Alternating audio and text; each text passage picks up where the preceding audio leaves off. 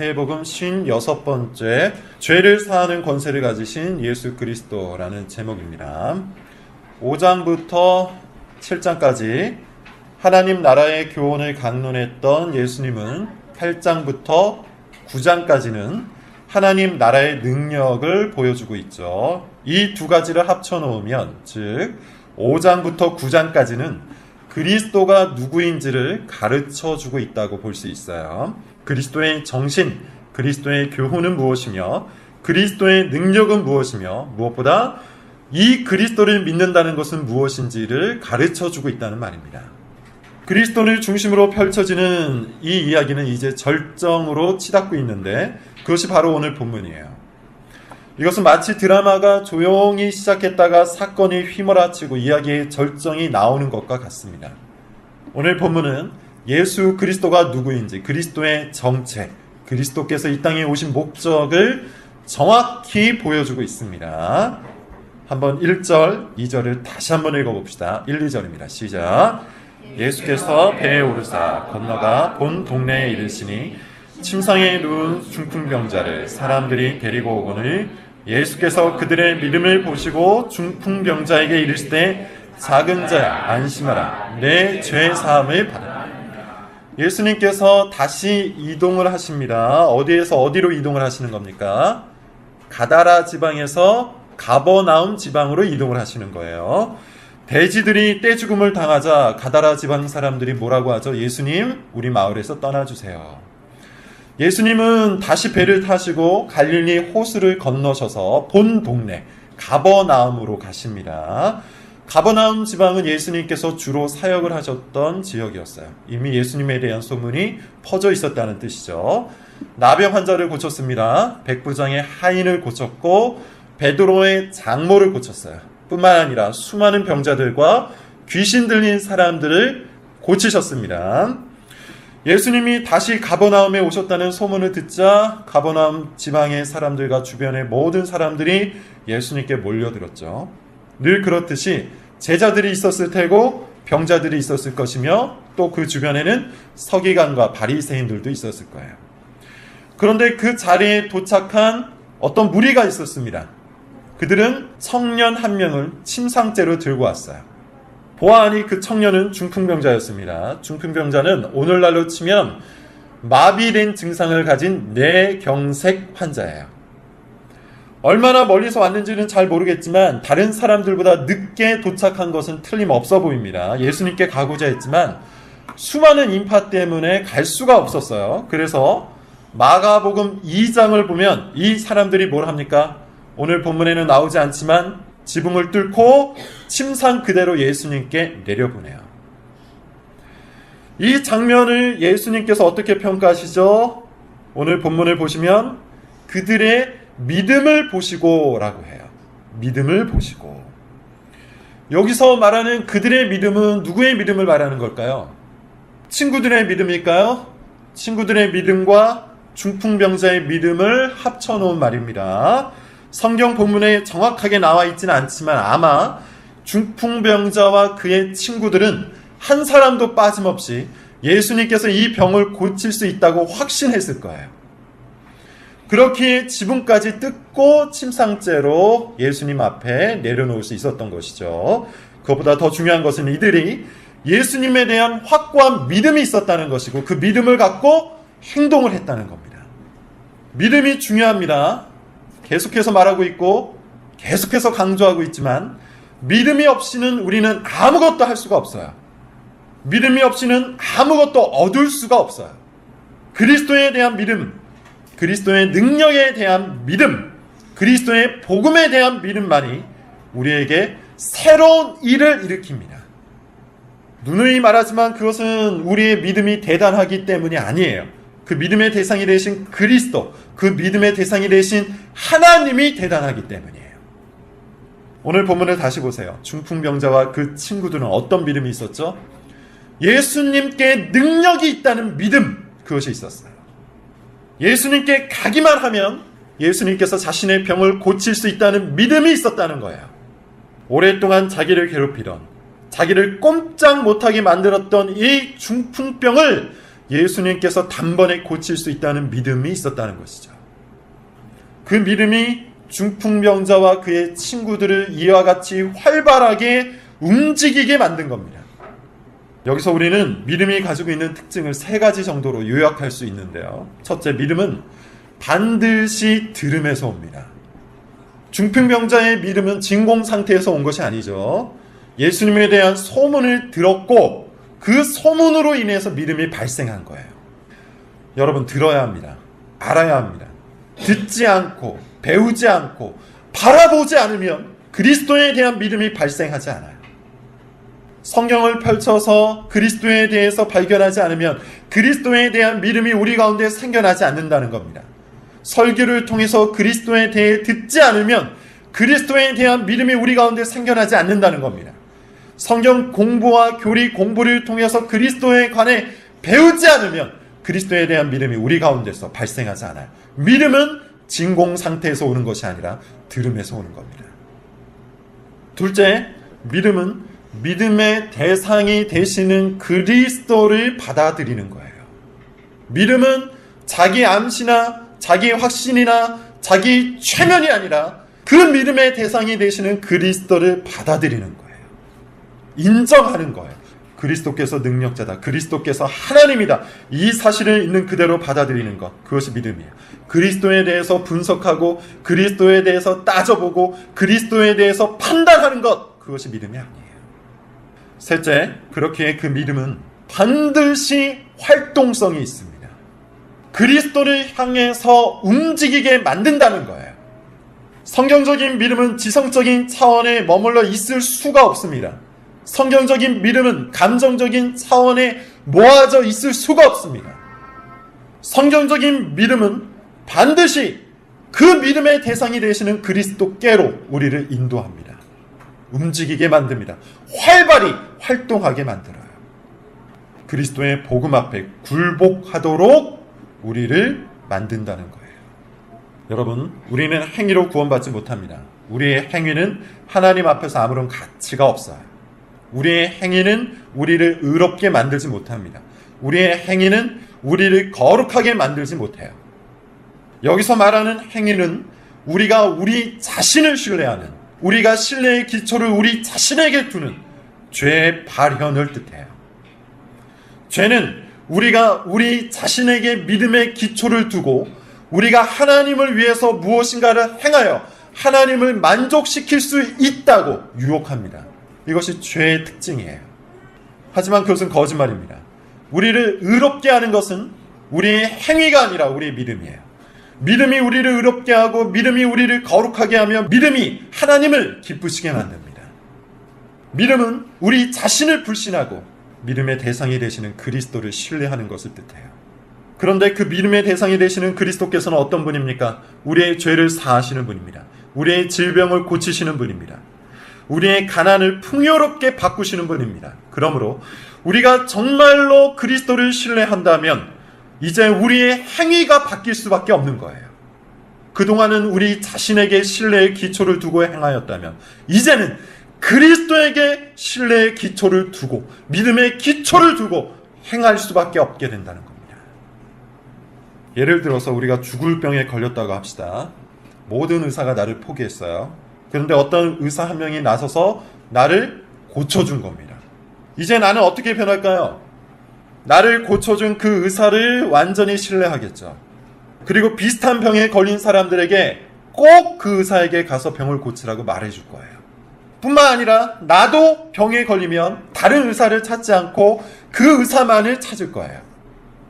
왜냐하면 이제 나는 신뢰를 그 의사에게 두었기 때문이에요.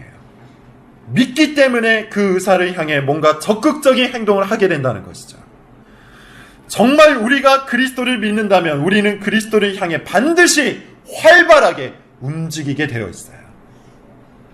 그러므로 여러분, 이제 우리는 우리 자신에게 다시 한번 이렇게 물어봐야 합니다. 나는 정말 그리스도를 믿는가? 나는 정말 그리스도의 능력을 신뢰하는가? 나는 나 자신에 대한 신뢰를 버렸는가? 정말 그리스도 안에 있으면 생명이 있다고 믿는가? 정말 그리스도 안에 있다면 풍요가 있다고 믿는가? 정말 그리스도 안에 있다면 기쁨이 있다고 믿는가? 나는 정말 나 자신에 대한 신뢰를 버리고 그리스도를 믿고 있는가? 이것이 오늘 본문에서 1차적으로 던져진 질문이에요. 중풍병자와 그 친구들이 가졌던 믿음. 자신의 무력함을 인정하고 자신의 가난함을 인정하고 자신의 할 수 없음을 인정하고 그리스도께 그 신뢰를 둔 믿음. 이것이 참된 믿음, 성경적 믿음이에요. 그런 믿음이 저와 여러분에게 정말로 있기를 바랍니다. 그런데 오늘 본문의 핵심은 이것이 아닙니다. 2절 뒷부분을 보시면 예수님께서 이런 말씀하시죠. 작은 자야 안심하라, 내 죄 사함을 받았느니라. 작은 자라는 말은 키가 작거나 미천하다는 뜻이 아니고 청년이라는 뜻입니다. 혹은 무엇인가 도움이 필요한 사람을 작은 자라고 부르기도 해요. 중요한 것은 그것이 아니라 중풍병을 고치기 위해 찾아온 이 친구들에게 예수님께서 다소 엉뚱한 말을 하고 있다는 것이죠. 동문서답을 하고 있다는 거예요. 내 죄사함을 받았느니라. 예수님께서 엉뚱한 말을 하고 있다는 생각은 우리만 하고 있는 것은 아닌 것 같아요. 이 사건을 보고 있었던 서기관들도 속으로 우리랑 똑같은 생각을 했던 것 같습니다. 한번 읽어볼게요. 3절이에요. 자, 시작. 어떤 서기관들이 속으로 이르되 이 사람이 신성을 모독하더라. 서기관들이 속으로 신성모독이라고 생각한 것은 어찌 보면 당연한 겁니다. 죄를 사하는 권세는 누구에게만 있기 때문이에요? 하나님께만 있기 때문이에요. 일개의 랍비 따위가 죄를 사한다는 것은 있을 수가 없는 일이기 때문이에요. 서기관들의 관점에서 볼 때 예수님은 이단이었던 것이죠. 여기서 서기관들은 중풍병자와 그 친구들과는 전혀 반대되는 성향을 갖고 있는 존재로 나옵니다. 중풍병자와 친구들은 예수님을 어떻게 대했습니까? 믿음으로 대했어요. 예수님을 받아들였다는 겁니다. 반면에 서기관들은 예수님을 어떻게 대했습니까? 판단으로 대했어요. 예수님을 받아들이지 않고 예수님에 대한 분석자를 자처하고 있었다는 거예요. 서기관들이 왜 이 자리에 와 있었을까요? 호기심도 있었을 테지만 그것보다 더 중요한 임무가 있었어요. 예수님을 분석하는 겁니다. 예수님이 정말 선지자인지, 혹은 정말 그리스도인지, 혹은 그냥 사람들을 현혹하는 이단인지, 이것을 분석하기 위해 와 있었던 거예요. 그들은 처음부터 예수님을 믿을 생각이 없었습니다. 예수님을 받아들일 생각이 없었어요. 여러분, 당연하게도 우리는 지금 어느 자리에 앉아 있는지를 확인해야 돼요. 서기관의 자리에 앉아 계십니까? 중풍병자와 그 친구들의 자리에 와서 앉아 있습니까? 비록 서기관의 자리가 명예가 있고 그럴듯해 보이고 성공적인 것처럼 보이지만 그 자리에는 그리스도의 능력이 없어요. 그 자리에는 그리스도의 복음도 없어요. 그 자리에는 오로지 자기를 신뢰하는, 자기 권위를 그리스도의 권위보다 더 높게 여기는 자기 판단과 고집만 있을 뿐이에요. 예수님은 이런 서기관들의 생각을 바로 아셨습니다. 사람들의 마음을 꿰뚫는 분이시기 때문이죠. 그래서 이렇게 말씀하세요. 4절입니다. 같이 한번 읽어보죠. 자, 시작. 예수께서 그 생각을 아시고 이르시되 우리는 이미 배웠습니다. 세상에서 죄는 행동이에요. 속으로 무슨 생각을 해도, 속으로 어떠한 상상을 해도 행동으로만 죄를 짓지 않으면 죄가 아니에요. 이것이 세상이 죄를 판단하는 기준입니다. 하지만 산상수훈을 가르치면서 예수님은 뭐라고 말씀하십니까? 우리가 생각으로 죄를 지어도, 우리가 상상으로 죄를 생각해도 그것이 죄라고 하세요.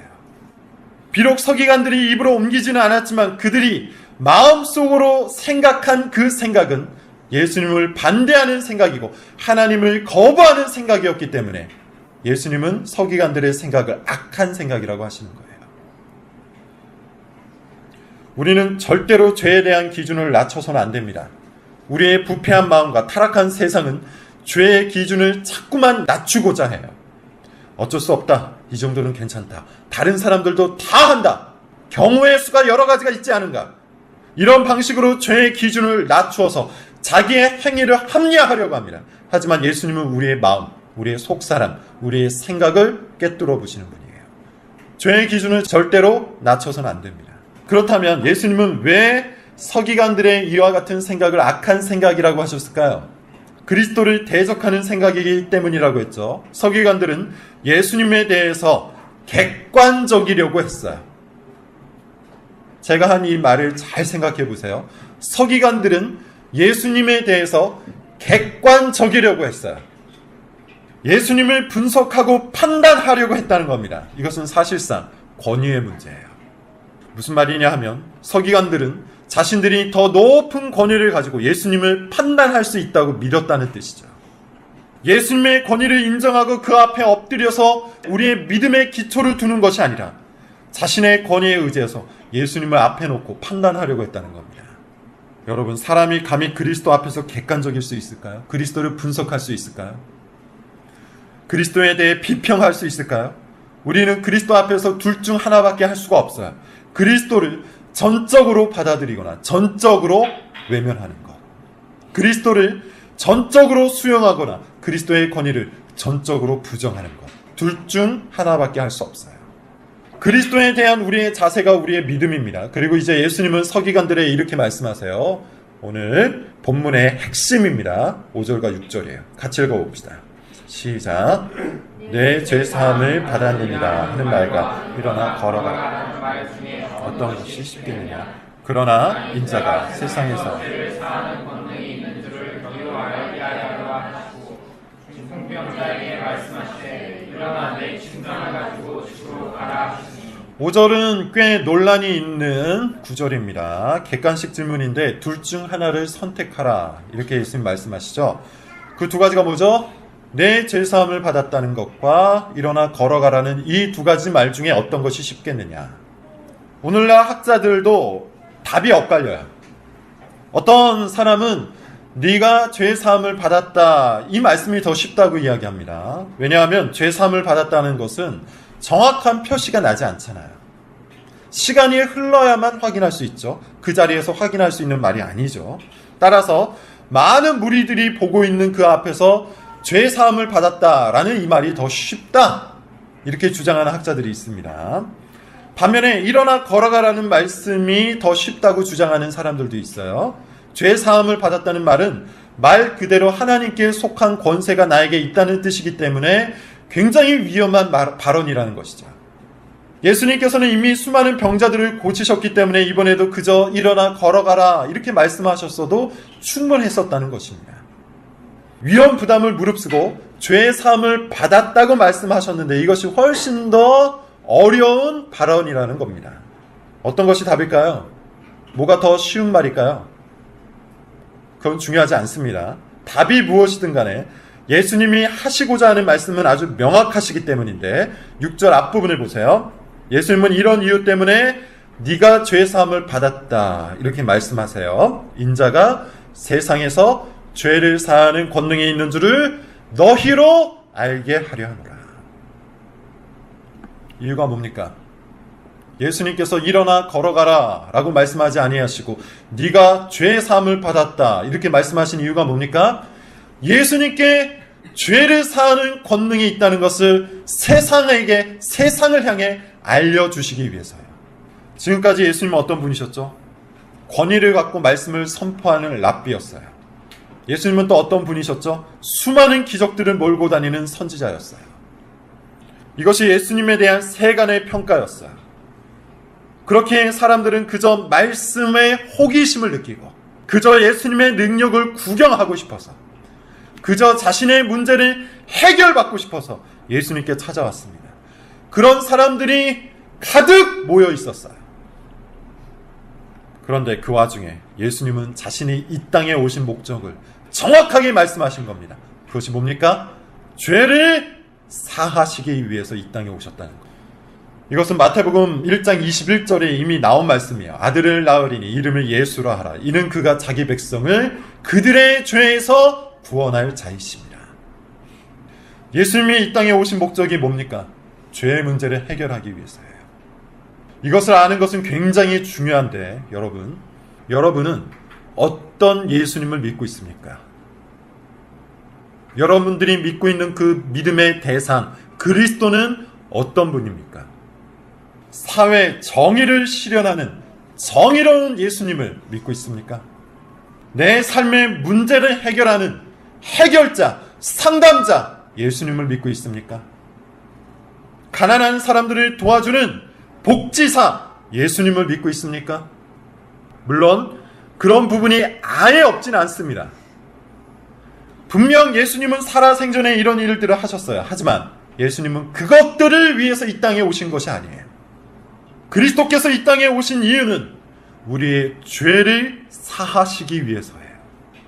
그리스도만이 죄를 사하는 권세를 가지고 계십니다. 그리스도만이 우리를 죄에서 구원할 수가 있습니다. 그러므로 우리가 그리스도를 믿는다고 할 때 그 믿음의 대상이 되시는 그리스도는 죄를 사하는 권세를 가지신 그리스도예요. 오늘날 이것은 굉장히 중요한데요. 왜냐하면 기독교의 본질, 믿음의 본질, 우리 신앙생활의 본질이 바로 여기에 있기 때문이에요. 여러분, 우리가 왜 예수님을 믿습니까? 여러분은 왜 예수님을 믿고 있습니까? 예수님께서 여러분에게 무엇을 해주시기 때문에 여러분은 예수님을 믿고 있는 겁니까? 이 질문 앞에 정직하게 서본 적이 있습니까? 사실 이 질문 앞엔 성경적인 답변을 가지고 있지 못하기 때문에 한국교회가 지금 세속화의 길에 서 있는 거예요.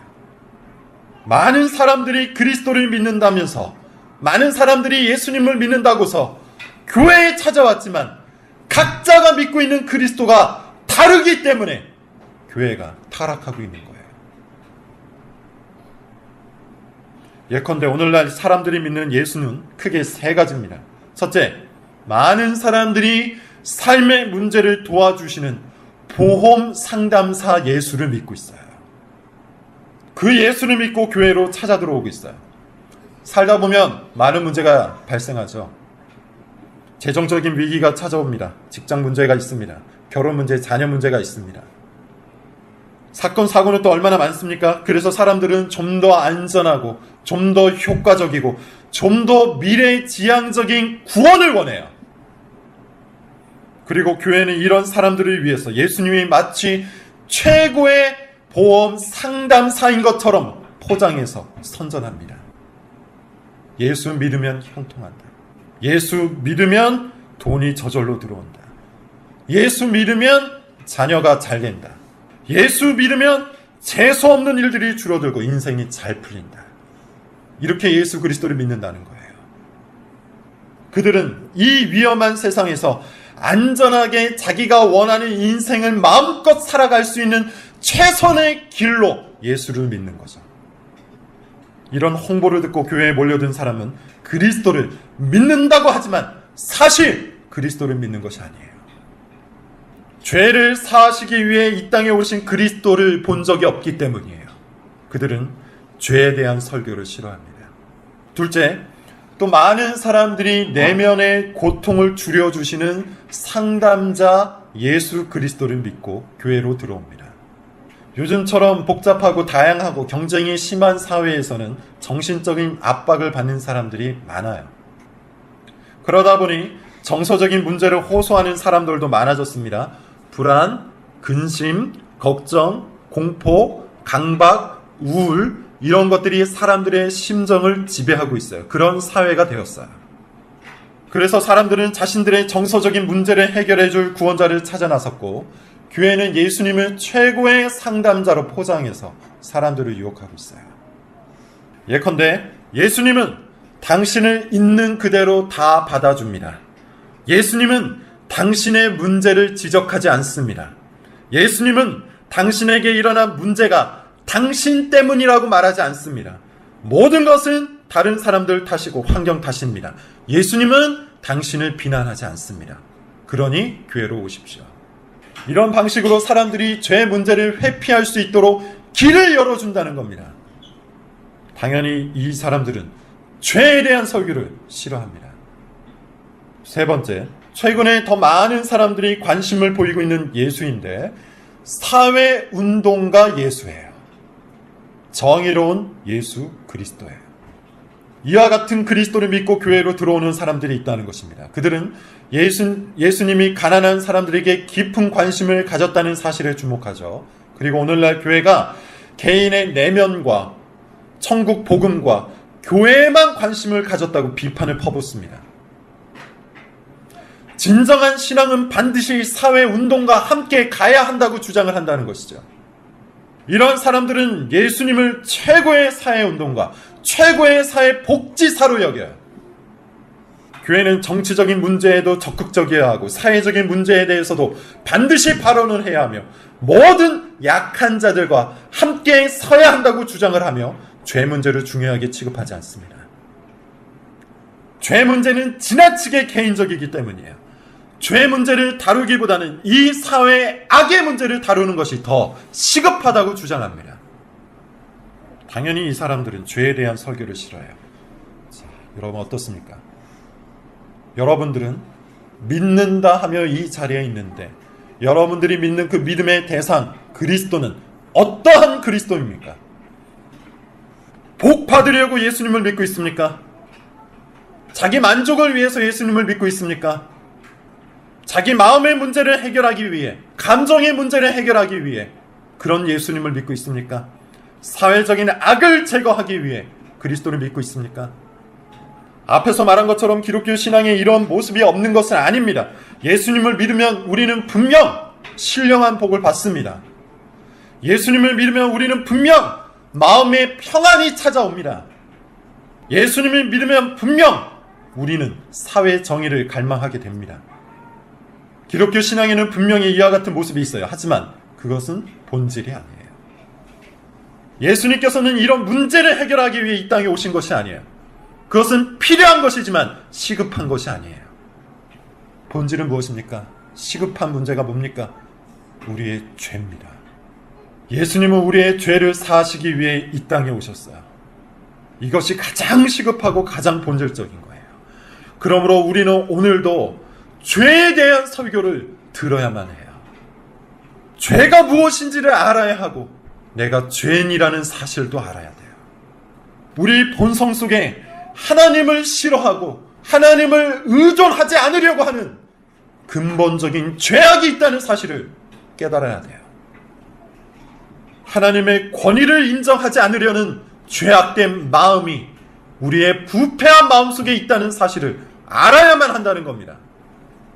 거기에서부터 모든 문제, 모든 고통, 모든 아픔이 시작된다는 사실을 분명히 알아야 돼요. 그래야만 죄를 사해 주시는, 죄를 사하는 권세를 가지신 예수 그리스도 앞으로 달려나갈 수 있습니다.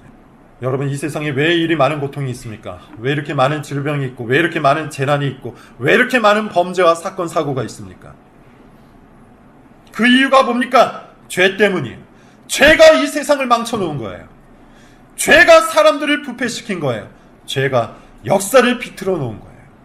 가난을 해결하는 방법, 그것은 가난과 싸우는 것이 아니라 죄와 싸우는 겁니다. 불의를 해결하는 방법, 그것은 불의와 싸우기 이전에 내 안에 있는 죄와 싸우는 겁니다. 질병과 고통과 슬픔과 아픔, 그것은 이 세상을 지금도 신음하게 만드는 죄의 문제가 해결되지 않는 한 절대로 해결될 수 없어요. 죄는 모든 악의 근원이며 모든 고통의 근원이에요. 그러므로 죄를 제거하지 않고는 우리는 참된 정의와 참된 샬롬을 결코 맛볼 수 없습니다. 그런데 우리에게 좋은 소식이 있죠. 이 죄를 누가 해결해 주십니까? 우리 주 예수 그리스도예요. 그리스도에게 죄를 사하는 권세가 있어요. 그러므로 우리가 이 사실을 믿고 우리의 모든 죄악을 들고 그리스도 앞으로 달려나가면 우리는 죄 사함을 얻습니다. 이것이 기독교의 본질입니다.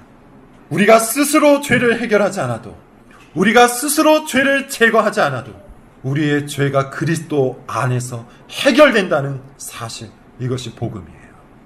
죄가 해결돼야만 삶의 문제가 해결됩니다. 오늘 보면 7절 8절 제가 읽어볼게요. 그가 일어나 집으로 돌아가고는 무리가 보고 두려워하며 이런 권능을 주신 하나님께 영광을 돌립니다. 여러분, 삶의 문제가 여러분을 괴롭히고 있습니까? 그렇다면 삶의 문제에서 눈을 떼시고 죄의 문제를 바라보십시오. 그 죄가 여러분의 삶을 괴롭히고 있는 겁니다. 그리고 다시 눈을 들어서 그리스도를 바라보십시오. 여러분의 죄를 완전히 해결하신 그리스도를 믿으십시오. 그분께 우리의 확신을 두십시오. 그러면 삶의 문제가 해결됩니다. 그러면 진정 우리가 마음을 다해서 하나님의 영광을 사모할 수 있게 됩니다. 죄를 사는 권세를 가지신 그리스도, 그분을 믿는 우리 성도들이 될 수 있기를 바랍니다. 기도하겠습니다.